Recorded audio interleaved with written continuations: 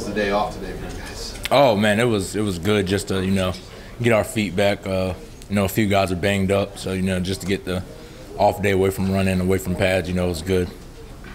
Now that you've won a game, is there a sense of urgency of like, all right, now we can't, we're done screwing around, we've got to go? Not really a done screwing around thing. I think it's one of those things where we got the monkey off our back, so it's a relief in the sense of we're not just thinking about trying to win a game every day. That's not something we're worried about. Now that we knocked that out the door, we can move on and kind of work towards the next game and building on the success we had last week. Do you think the winning can bring you guys up to play even better? Yeah, I think it is. It's one of those things where you lose 6 games in a row in the manner that we lost. It's one of those things where a win is almost like a breakthrough for us. And having that win was good in the sense that was our breakthrough moment, just because the monkey's off our back. Guys can really just be relaxed throughout practice, throughout the week. Even just taking care of their stuff, and guys gonna be like, they'll feel a lot better just because we won a game. Trey, JoJo Dolman's a guy that kind of moved around. He's a safety now. He's an outside backer. What have you seen out of him? Just kind of his versatility to maybe move around. Yeah, I mean he's a versatile guy. He's a big guy. Also, 6'1". He's around 220, but he runs well. So he can play safety. He could play a little bit of linebacker, a little bit of nickel, and really some dime too. So he's a flexible guy. We can move him around positions. We're kind of working him back in. He had a little injuries, banged up throughout the year, but he's starting to feel healthy. So we're trying to work him in a little bit more just to get his wind back up. Hey, on paper, the level of opponent this week drops off compared to what you guys have seen this year. How do you keep your eye on the ball this week and kind of focus on Bethune? It's one of those things where we don't look at how good an opponent is or how bad an opponent is. It's one of those things where it's the next team. We got to go 1-0 this week. That's the motto every week, is to go 1-0. It doesn't matter who you put in front of us. You could put the New York Giants in front of us. We're going to approach them the same way. So it's one of those things where you just gotta attack the week. Watch film, do everything you got to do to stay on top of what you're doing. Hey Trey, you've seen a few Scott Frost locker room celebrations. Mm-hmm. Can you kind of compare and contrast? Can you tell how much last Saturday meant to him?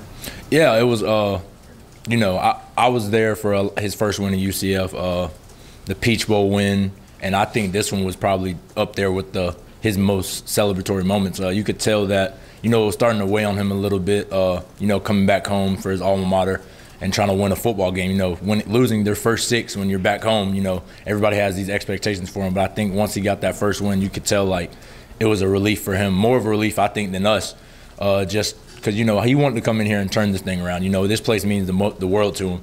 So I think once he got that win, you could tell he was super excited. Trey,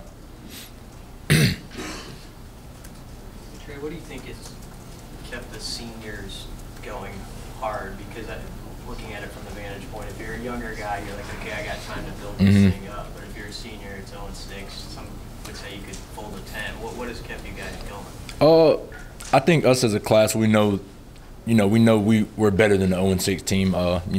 We have a couple of mishaps that if they go either direction, we could be 3-3, 4-2, some maybe even 5-1. But it's one of those things where we have a legacy we want to leave as a senior class here, and being the first year with Coach Frost, we want to be the foundation that springboards this thing to, top 5, best team in the country, one of those things like that. So I think when you have that kind of motivation amongst us, we're going to come up to work every day. We're going to come and try to, teach these younger guys the way and the right way to do things. So, I think that's what's motivating us right now. Even though this is your only year here, is it special to you that you can be on the ground floor of this thing? Yeah, I saw it. The first year at UCF. I saw those seniors, what they did, how they sprungboard us to that last year's season. So, being able to come here and do the same thing, I appreciate it a lot just because they allowed me to come here and do that. They didn't have to do that. So, I give thanks to them, for allowing me to do that. But just being able to be the ground-based level of this thing that could be a powerhouse soon, not talking 4 or 5 years, I'm talking next year or even the year after that, that's just humbling experience. Trey, have you seen technique-wise with some of the guys that said first year with Coach Fisher, have you seen some of those things start to show up in game tape more and more as years go on? Yeah, if you watch I know specifically the corners, I watched them when I first got here from the spring practices, and if you look at their technique from then to now, it's outrageous. DCAP has playing with 20 times the confidence. Lamar's playing with 20 times more confidence. And, you know, I think, you know, seeing that, me being a safety, I see the growth that we've gone through. But I know corner is probably one of the hardest positions to learn and one of the hardest things to change, have 3 different coaches staff being taught 3 different things. But, you know, when I saw them from the spring to now, I think it's outrageous. And I think that guys are starting to buy in just because they're starting to make plays. I mean, you see these guys, you know, a couple of PIs here and there, but, you know, I don't think they're great calls, but, you know, I think they're playing the technique perfect. And, you know, they're looking for the ball, turning around, but they know when they can't do that if they're beat. So I think that, you know, they're playing with a good confidence, and the technique is the reason why.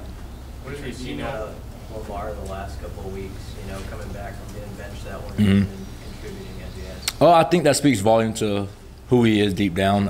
I know that people have been questioning it, his motivation, his heart, but, you know, I see it every day. You know, the guy, he's a fighter. You know, a lot of people, they could get benched and they could quit. They could, you know, put it all in, be done with it, want to leave. And, you know, he wasn't a guy that did that. He fought. He kept working throughout the week, and, you know, it's something that when his number was called, he was ready to play again. I think that speaks volume to the person that he is. Do you know many guys on Bethune-Cookman? Do you I know do. much about their team? I know we played them a few times when I was at UCF. I don't know too much about their roster, you know, individually on a personal level. I know that they have some pretty good receivers down there as far as what I've seen on film so far. What do you tell the other players about a team like this? I try to tell them, you know, if you guys go into a game thing, we're just going to walk over them, you know, then we're highly mistaken. I know some teams did that. You know, they could say the same thing about us when we were 0-6, and, you know, that's the level of respect we have to give them, because, you know, they're a football team. They put their pants on the same way we do. You know, they're going to play football just like we are. So, you know, we have to go out there and attack just like it was, you know, again, if we were playing the New York Giants, we'd have to have that same kind of mental approach.